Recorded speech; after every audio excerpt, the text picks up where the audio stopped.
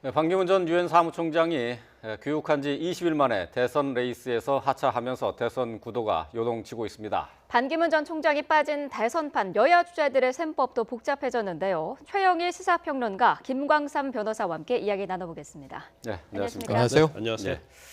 자, 정치권 얘기를 하기에 앞서 먼저 특검 수사 상황부터 짚어보도록 하죠. 오늘 최순실 씨가 또 강제 소환이 돼서 오늘 조사를 받게 되는데요. 어제 조사에서도 별다른 얘기를 하지 않고 묵비권 행사를 했다고요? 협조하지 않았다. 비협조적이다. 어제도 이제 이규철 특검보가 정례 브리핑에서 그런 얘기를 했습니다. 네. 그럼에도 불구하고 그럼 묵비를 계속 행사하게 되면, 그러니까 이제 뭔가 신문에 대해서 이 답변, 진술을 하지 않으면 어떻게 되는 것이냐? 별 문제 없다. 최순실 씨가 협조하지 않을 것은 이미 특검도 주지의 사실이기 때문에 네. 절차적으로 진행하는 것이다. 묵비해도 상관없다. 어제 그런 입장을 특검이 밝혔거든요. 네. 오늘도 역시 이제 뭐 특별히 협조적인 실토를 할 것 같지는 않고요. 네. 비협조할 것으로 이제 예견하고 있는데, 다만 어제는 굉장히 조용하게 이 강제 구인이 돼서 특검 사무실로 들어갔습니다. 일전에는 구호를 외치듯이 자유민주주의 특검이 아닙니다. 강압 수사를 받고 있습니다. 그리고 나중에 또 다음 날 이경재 변호인은 삼족을 멸하려고 했다는 이제 이야기가 있었다. 네. 이런 이야기까지 발표를 한 상황에서 네. 특검과 기싸움이 팽팽한데요. 오늘은 또 어떤 발언, 어떤 태도를 혹시 보일까 주목되는 그런 상황이죠. 네. 네. 오늘 최순실 씨에게 기자들도 왜 묵비권을 행사하느냐, 특검에 대해서 뭐가 불만이냐 이런 질문은 던지기도 했습니다만은 최순실 씨가 이렇게 묵비권을 행사하는 게 본인에게는 유리한 게 아니지 않습니까? 근데 본인이 유리 분리를 지금 따질 계제가 아니에요. 네. 왜냐하면 네. 일단 뭐 그 부분에 대해서 진술을 한다 하더라도 본인이 뭐 인정하지 않을 거 아니에요. 네. 결과적으로 모르쇠로 일관할 테인데, 모르쇠로 일관을 하다 보면 잘못하면 모른다고 해도 어느 일정 부분에 있어서는 뭐 아는 부분이 나올 수 있죠. 그러면 네. 진술의 꼬투리를 잡혀서 특검의 조사를 하게 되면 결과적으로 자기 모순에 좀 빠질 수 있는 그런 경우가 생길 수 있습니다. 네. 그리고 지금 최순실 씨가 벌려놓은 일이 한두 가지가 아니에요. 엄청난 일이기 때문에 특검의 조사를 할지 수사기관의 어떤 조사에 대해서 계획을 짜고 어떤 그걸 대응할 수 있는 매뉴얼을 마련할 수 없는 경우라고 생각해요. 그래서 네. 결과적으로 일관성 있게 어떤 진술 거부권이나 묵비권을 행사하고 간다, 이제 그걸 짜놓은 것 같고요. 네. 그래서 일단 어쨌든 간에 이제 본인 자체는 묵비권의 행사나 뭐 모르쇠로 부인하나 아니면 다 인정을 한다 하더라도 결과적으로 형량에 있어서 차이가 없다, 그렇게 생각할 겁니다. 그래서 네. 특검에서 어떤 조사는 어떻게 보면 검찰이나 뭐 수사관이 일방적으로 얘기하고 본인이 진술하는 방식일 텐데 그런 방식을 원하지 않는다는 거죠. 그래서 최순실 씨는 지금 특검에서는 뭐 묵비권을 행사하고 있지만 탄핵 심판이나 아니면 법원에 가서는 굉장히 자기 할 말 하고 있잖아요. 네. 그것은 법원이나 탄핵 심판에서는 자기가 스스로 할 수 있는 일을 다 할 수 있는 거예요. 그래서 네. 지금 본인의 어떤 의도는 특검은 일단 묵비권으로 가고 법원에서는 자기가 할 말을 하면서 결국 방어나 공격을 하겠다, 이제 그런 전략적 의도로 가는 거죠. 네. 네. 오늘 뭐 수사를 받는 내용은 알선 수재 혐의에 대한 것입니다. 760억이 들어가는 미얀마의 공적개발 원조의 그 사업에 관여를 해서 이권을 챙기려 했다는 혐의인데요. 자, 그렇다면은 여기 참여하는 업체의 주식을 챙겼다, 이런 게 지금 구체적으로 혐의가 나오고 있는 거죠. 그러니까 알선 수재라고 하면 어떤 사업인가를 주선하고 거기서 이득을 챙기는 이제 그런 상황이 되는데요. 이렇게 브로커를 했다. 그럼 이 정부가 추진하는 혈세가 들어가는 사업입니다. 네. ODA라고 해서 이게 공적 원조, 공적 개발 원조 사업인데 미얀마의 K타운과 컨벤션 센터를 우리나라가 우리 예산으로 지어준다는 겁니다. 네. 부지는 미얀마 정부가 제공하지만 여기서 이 일에 사업 개입을 하기 위해서 그 MITS라고 하는 인모 대표의 회사와 사전에 이 네. K타운 프로젝트를 추진하기 전에 이제 이미 공모를 했다는 거예요. 그래서 그 회사의 지분 20%, 이게 가격으로는 한 2천만 원 정도 액면가가 나오는데 향후에 이 사업을 수주해서 추진한 이후에 상장을 계획했다. 그렇다면 이 회사의 주가가 50배 가까이 오를 가능성이 있기 때문에 특검은 이것을 10억 원에 지금 이제 이권 개입으로 보고 있습니다. 네. 네. 그런데 이뿐만 아니라 여러 가지 기반 사업에 이 K타운 프로젝트, K가 들어가는 사업들이 미얀마뿐 아니고 지금 이제 중동, 이란 쪽에서도 추진되다가 무산됐고요. 네. 물론 미얀마도 이제 코이카의 반대로 최종 무산이 됐습니다만 정통 외교통의 이백순 대사 같은 대사를 경질시키면서까지 네. 자신이 원하는 대사를 추천해서 외교관까지 낙하산으로 꽂았다. 이거 뭐 점점 어마어마한 일로 하루가 지날 때마다 지금 커지고 있어서 네. 오늘 특검의 수사 내용은 굉장히 많을 것으로 추정이 됩니다. 예. 네. 자, 이번 사태를 두고 이번에는 외교농단이냐 국민적인 공분이 커지고 있는 상황인데 이런 부분을 박 대통령이 과연 몰랐을까요? 아니 근데 박 대통령이 몰랐다고 볼 수 없는 그런 정황들이 다 있잖아요. 네. 그리고 유재경 미얀마 대사를 누가 임명했습니까? 박근혜 대통령이 임명을 했어요. 더군다나 또 청와대 내에서도 회의를 몇 번 했다는 거 아니에요. 네. 그래서 이런 K타운 프로젝트 어떤 처음에 선정부터 시작해서 그다음에 유재경 대사의 임명까지 박근혜 대통령이 어떻게 보면 주도적으로 한 거죠. 네. 그러니까 최순실 씨가 기획을 하고 네. 앞으로 어떻게 하겠다는 걸 박근혜 대통령에 전달하면 박근혜 대통령이 그대로 따라서 한 거라고밖에 볼 수가 없는 겁니다. 더군다나 박근혜 대통령 어떤 관련성은 안종범 전수의 수첩에 다 나와 있잖아요. 삼성 아그레망이라는 네. 그런 네. 기재도 돼 있고 또 안종범 전 수석도 아마 박근혜 대통령의 어떤 지시에 의해서 그렇게 했다고 그걸 또 특검에서 다 진술한 것으로 보여요. 그렇다면 이 부분도 결국 박근혜 대통령과 밀접한 관련이 있다고 볼 수 있는 거고요. 더군다나 해외 공적 원조 자금이 가는 데 있어서 대통령의 의사 없이 어떻게 갈 수 있겠습니까? 그것도 네. 금액이 760억이나 되는데 그래서 아마 최순실 씨는 그랬던 것 같아요.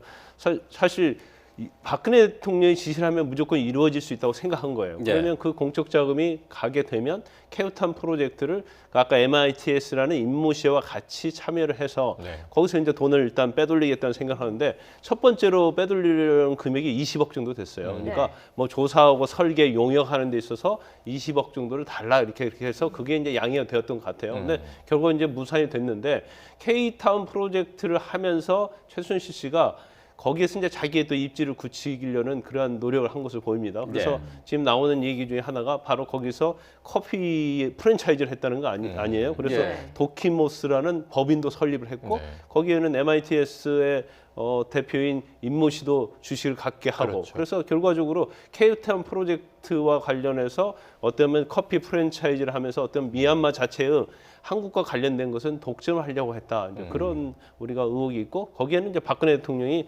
적극적으로 도와줬기 때문에 이게 처음부터 가능하지 않았느냐. 예. 그렇게 볼 수밖에 없는 거죠. 참 이게 네. 캘수록 끝이 보이지 않습니다. 자, 최순실 씨의 그 특검 조사와 관련된 내용은 여기서 뭐 줄이고요. 다음 주 정치권 상황을 좀 살펴보도록 하겠습니다. 어제 정치권 대선 레이스에서 참 큰 뉴스가 터졌습니다. 반기문 전 유엔 사무총장 불출마 선언을 갑작스럽게 했는데요. 자, 그 배경 놓고 네. 여러 가지 말들이 많이 나오고 있습니다. 이 그렇습니다. 지금 그 반기문 캠프에서도 전혀 모르고 있었다고요? 그러니까 반기문 캠프에 지금 뭐 여러 선으로 취재를 하고 있습니다. 이 배경이 뭐냐, 어떻게 된 전황이냐. 그런데 사실은 캠프 자체, 마포 사무실에 계신 분들은 아무도 몰랐다는 예. 게 좀 사실로 확인되는 과정이에요. 그러니까 유일하게 전날 새벽에 부인인 유순택 여사하고만 상의를 한 것 같고요. 예.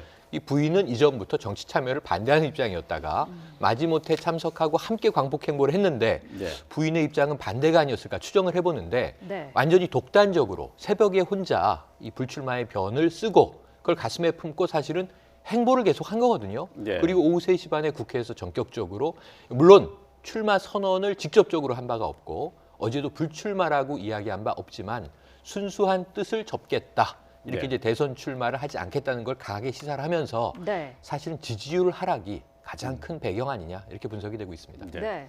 자, 변호사님은 어떻게 보시나요? 여러 가지 그동안 논란도 있지 않았습니까? 어떤 것들이 좀 작용을 했을까요? 굉장히 반기문 전 총장은 정치를 굉장히 우습게 봤던 것 같아요. 그러니까 예. 자기가 어떤 지지율이 적어도 1위 아니면 2위인데 네. 한국에 들어오면 어차피 이제 문재인 대표는 뭐 더불어민주당에 딱 고정돼 있는 사람이잖아요. 1위가. 네. 1위 뭐 그때 어떻게 보면 반기문 전 총장이 뭐 문재인 대표를 앞섰던 추월하는 때도 경우도 있죠. 있었기 때문에 네. 그래서 본인이 들어오면 결과적으로 더불어민주당을 제외한 나머지 정당들이 자기를 꽃가마를 태울 거라고 생각했던 것 같아요. 네. 그래서 굉장히 자신 있게 들어왔는데 사실 들어온 날부터 계속 문제가 되면서 언론에서 여러 가지 문제점을 지적을 했죠. 그래서 그런데 이제 본인이 지지율이 떨어지면서 사실은 어떤 정당들 자체가 본인에게 어떤 손짓하는 것이 없어지면서 어떻게 보면 찬밥대우를 받는 거예요. 그럼 이러다 네. 보면 지지율도 떨어지면서 어떻게 보면 대선에 있어서 불쏘시개밖에 되지 않겠다 이제 그런 생각을 했을 가능성이 크다고 봅니다. 그래서 네. 사실은 본인이 너무나 긍정적이면서 핑크빛을 가지고 오지 않았는가. 그래서 네. 일단 정치적으로 준비가 좀 덜 됐고요. 정치도 전혀 몰랐다가 계속 추락하다 보니까 이제 빅텐트 자체도 될 수 없는 상황이 됐어요. 네. 또 경제적으로 굉장히 또 쪼들리게 됐고, 그래서 이대로 가면 잘못하면 본인이 모든 걸 잃을 수 있겠다고 생각해서 급작스럽게 아마 생각을 하다가 예.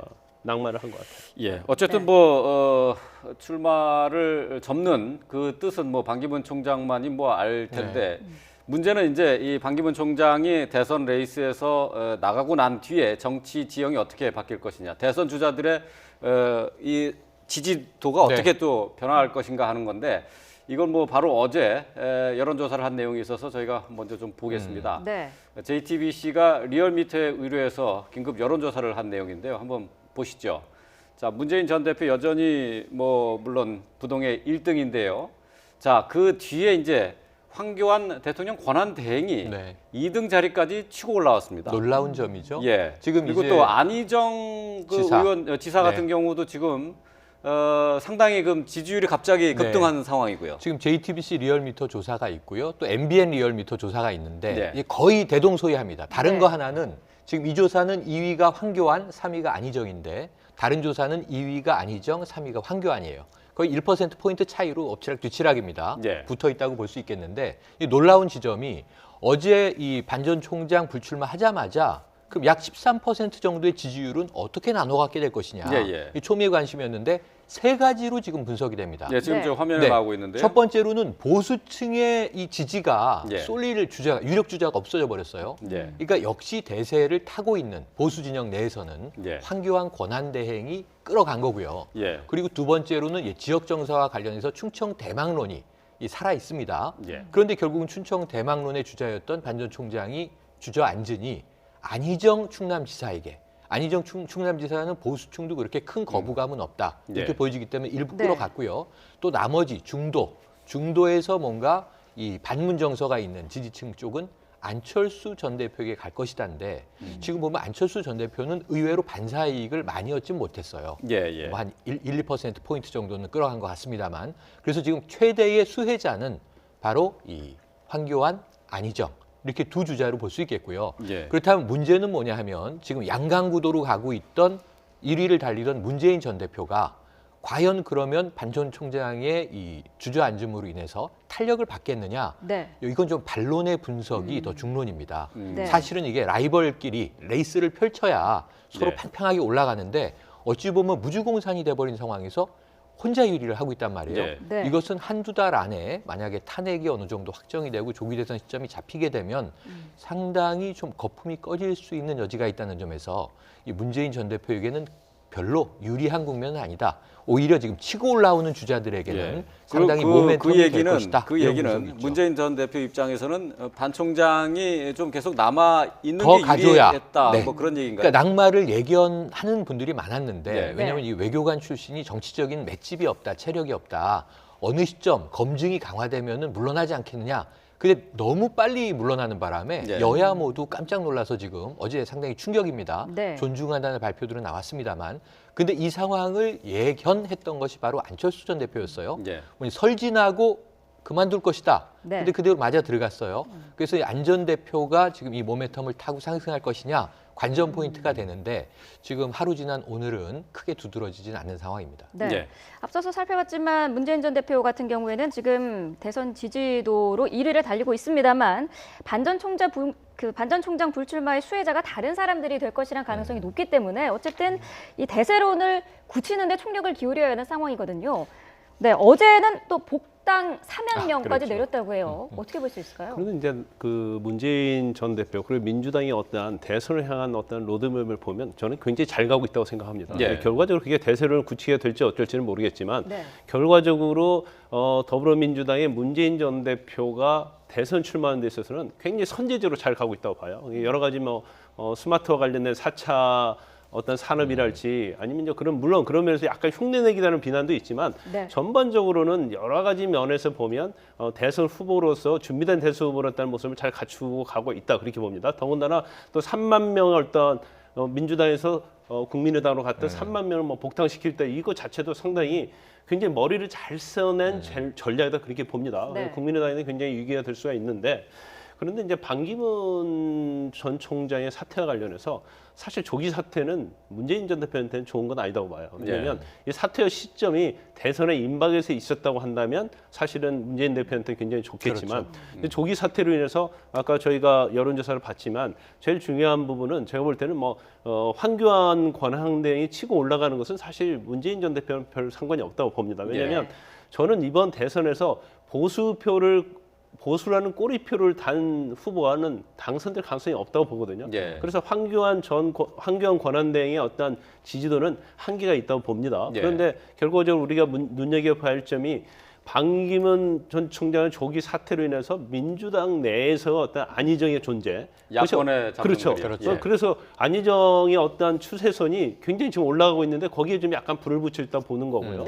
또 결과적으로 구도 자체가 상당히 지금 이제 간략해졌단 말이에요. 그러면 제일 중요한 부분은 마지막에 있어서 어떤 구도가 어떻게 되느냐는 거예요. 그러니까 황교안 예를 들어서 문재인 안철수, 황교안이 된다고 한다면 문재인 전 대표한테는 굉장히 유리한 국면이 되겠지만 황교안 권한대행이 만약에 출마하지 않아서 1대1 구도로 된다면 그 자체는 굉장히 대선론에서 꼭 반대된다는 그런 걸 보장할 수 없다는 거죠. 그렇기 때문에 지금 어떻게 보면 굉장히 요동을 치고 있는데 이 부분도 결과적으로 나중에 대선의 구도, 그러니까 1대1 양자대결이 되느냐 아니면 3위 이상의 다자가 되느냐에 따라서 문재인 대표의 어떤 당선 가능성이 굉장히 요동을 칠 가능성이 크다. 그렇게 봅니다. 반기문 전 총장이 빠진 자리에 지금 뭐 여론조사 내용에서 보셨다시피 안희정 지사 또 그리고 황교안 대통령 권한대행 이 두 분이 지금 이제 아주 약진을 하고 있죠. 지금 이제 그 관심을 받고 있어요. 근데 문제는 황교안 권한대행이 출마를 할 수 있느냐 하는 부분이고, 다음에 이제 안희정 지사 같은 경우 이제 충청 대망론을 이제 자기가 받아서 이제 그 대권 주자로 반열에 오를 수 있을 것이냐, 이제 그 부분 아니겠어요? 그런데 문제는 여기서 이제 분리를 해서 생각해야 되는 게 저희 8명 정도를 우리가 같이 보고 있지만 지금 문재인, 안희정, 이재명은 다 같이 더불어민주당이기 때문에 본선에 둘 이상 올라올 수는 없는 거예요. 경선에서 다 걸러지고 결국 한 명으로 압축이 되는데 안희정 지사가 지금 탄력을 받았다 하면 민주당 내에서 혹여라도 문재인 후보를 좀 이제 끌어내리면서 본인이 결선 투표에서 약진할 수 있겠느냐, 그래서 본선까지 갈 수 있겠느냐, 이 그림이 하나고 그리고 이제 황교안 권한대행은 지금 상수가 아니고 변수입니다. 과연 나올 것이냐 못 나올 것이냐, 나오는 것이 바람직하냐 아니냐, 여러 가지 찬반 논란이 있거든요. 그러니까 지금 야권 지지는 오히려 빼고라도 여권 보수층 내에서도 이 새누리당이 아직 탈당하지 않은 정진석 전 원내대표 같은 경우에 미친 짓이라는 표현까지 썼어요. 권한대행이 권한대행을 새로 임명하고 자기가 스스로 자신 사표를 수리하고 심판이 그럼 경기장에 선수로 나왔을 때 이걸 국민들이 어떻게 볼 것이냐, 여러 가지 복잡한 문제가 있습니다. 그러니까 저는 개인적 사견을 말씀드리면 만약에 탄핵이 기각이 돼서 12월 정상적인 대선이 간다면 충분히 주자로 가능해요. 다만 조기 대선이 된다면 여기에 대선에 나오겠다. 황권한 대행이 하는 순간 매우 상황이 심각해질 수 있습니다. 꼬이고요. 공정성 문제부터 이게 대선 자체가 빨라진 것도 혼란인데 거기 있어서 어찌 보면 관리자가 내가 대선 나가겠다. 복잡해지거든요. 그럼 이제 차기 권한 대행은 누구냐 문제도 남고, 그래서 이제 이 부분에 대해서는 아직은 변수이기 때문에 황 권한대행의 입장도 명확히 정리가 돼야 되고, 출마 가능성 높지 않다 이렇게 보시는 거죠? 출마 가능성이 희박하죠. 저는 사실 절차적으로 좀 불가능에 가깝다 이렇게 보는데, 그렇다면 현재 황교안으로 상징되고 있는 보수층의 주자는 누가 될 것이냐 이 문제예요. 이걸 빨리 보수층, 지금 2개 정당으로 나눠져 있지 않습니까? 정리하지 않는다면 지금 바른정당 내에는 유승민, 남경필 두 분이 있는 거고요. 새누리당 내에는 지금 없는 상황이거든요. 이 상황에서 이제 황교안 카드를 만지작거리는데, 그렇지 않다면 빨리 이 안에서도 단일화 합의가 이루어지지 않으면 정말 조기 대선에서는 싸워볼 시간이 너무 없다. 이 반 전 총장의 사퇴로 지금 가장 좀 심각해진 상황은 보수 지형이다, 이렇게 분석을 드리겠습니다. 어떻게 보세요? 김 변호사는 이제 보수 진영에 반기문 전 총장이 빠진 상황에서 보수 진영에서 누가 나서게 될 가능성이 높습니까? 지금 자체는 사실 뭐 지지도를 보면 황교안 권한대행밖에 없잖아요. 그런데 황교안 권한대행이 어떤 한계는 있다고 봐요. 지금 지지도가 추세선으로 좀 올라가고 있지만 그것은 결국적으로 반기문 전 총장의 이제 사퇴에 대한 반사적 이익과 네. 보수의 일부의 이제 결합인데 보수층이 다 황교안 권한대행을 지지할 거라고 보지 않습니다. 네. 결과적으로 그러면 황교안 권한대행이 이제 출마를 한다고 해도 뭐 지지도가 제가 볼 때는 뭐 30%는 되지 않을 거라고 봐요. 그러면 결과적으로 황교안 권한대행이 어떤 자기가 출마를 했을 때 당선 가능성이 있어야지 출마를 예. 하는 것이지 예. 결과적으로 이의하기 위해서는 출마하는 건 아니거든요. 그렇죠. 그렇다고 한다면 이제 현재 남아 있는 보수층만 본다고 하면 결과적으로 유승민 의원이 있을 수밖에 없는데 유승민 의원의 이제 지지도가 굉장히 낮지 않습니까? 그래서 근데 결과적으로 만약에 대결 구도 대선 어떤 마지막 대결 구도에 있어서 황교안 총리가 빠진 그런 대선 구도가 된다면 결과적으로 문재인 전 대표하고 안철수 대표 1대1 구도로 갈 가능성이 크다고 보고요. 그러면 굉장히 박빙의 어떤 승부가 펼쳐질 걸 봅니다. 그렇지만 알겠습니다. 황교안 대행 되면 이제 굉장히 어려운 선거가 된다는 거죠. 예, 네. 자 황교안 권한대행 무난히 지는 카드가 될 가능성이 높다라는 그렇게 분석으로 받아들일 수 있겠습니다. 자 최영일 시사평론가 그리고 김광삼 변호사와 함께했습니다. 고맙습니다. 고맙습니다. 고맙습니다.